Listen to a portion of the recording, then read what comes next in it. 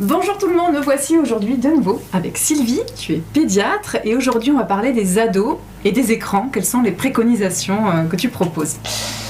Alors très en amont déjà, parce que c'est pas simple, c'est-à-dire soi-même adulte, voilà, on va donner l'exemple parce que son ado, on va lui demander telle et telle chose, mais soi-même on ne s'est pas encore bien questionné sur l'utilisation de son écran, s'il vous plaît, c'est important.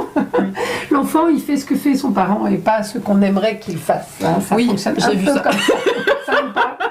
Donc ça, c'est déjà un premier point. Après, quand on commence à décider, et là c'est une grande question, à quel moment on va donner ce fameux smartphone à son enfant, et donc un accès à Internet, on a tout intérêt à en avoir parlé bien avant, à avoir expliqué.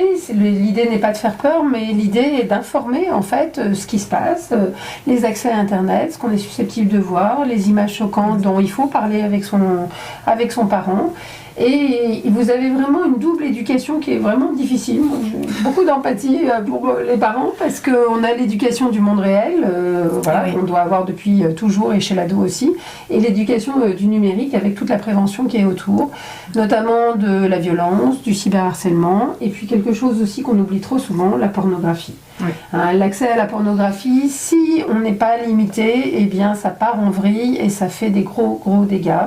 Et il faut savoir que vous mettez n'importe quel mot pour citer sexe, sein, ce que vous voulez, et ça sort.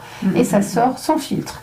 Donc voilà, après quand on sait ça, voilà, ça peut être très très violent, et bien quand on sait ça, on va informer au mieux, et vraiment après préserver son ado, notamment la nuit. Alors un coup que c'est décidé sur l'utilisation d'Internet, l'accès à Internet, et bien il y a une chose sur laquelle on ne discute pas, c'est le sommeil. Parce que si vous avez un ado qui est à peu près dormi, il est d'humeur à peu près correcte, on arrive à peu près à discuter, et donc ça va. Mais si le sommeil part en vrille, on commence à avoir des vrais soucis de comportement, des vrais soucis de patience, d'acceptabilité de règles, ainsi de suite. Et puis fatigue scolaire, du coup, moi j'ai des enfants qui dorment en classe, qui veulent plus y aller parce que du coup il y a aussi une addiction qui s'est créée à un jeu, donc le but c'est de se faire renvoyer du collège pour rester à la maison pour jouer.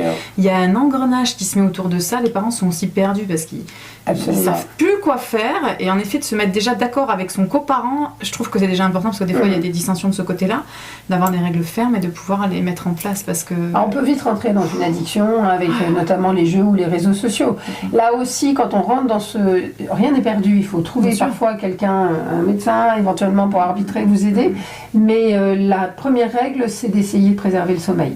Parce qu'après, là, on peut avancer. Bah oui, là, on touche à quelque chose de fondamental, un besoin vital. Donc, s'il est touché, on ne peut plus apprendre, on n'est plus de bonne humeur. À partir d'une certaine heure, pas de portable et pas d'accès à Internet la nuit pour que l'ado puisse correctement dormir. Il a toujours plein d'excuses pour pouvoir se réveiller le matin, pour pouvoir faire son travail, et ainsi de suite. Mais on peut acheter un réveil à 5 € qui marche très bien. Oui, ça marche très bien et c'est la première chose qu'il faut dire.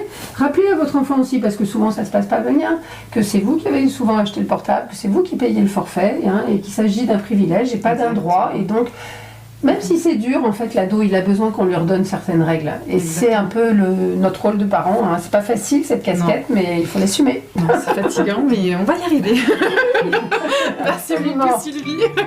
Merci à vous de nous avoir écoutés. On vous dit à bientôt. Au revoir. Au revoir.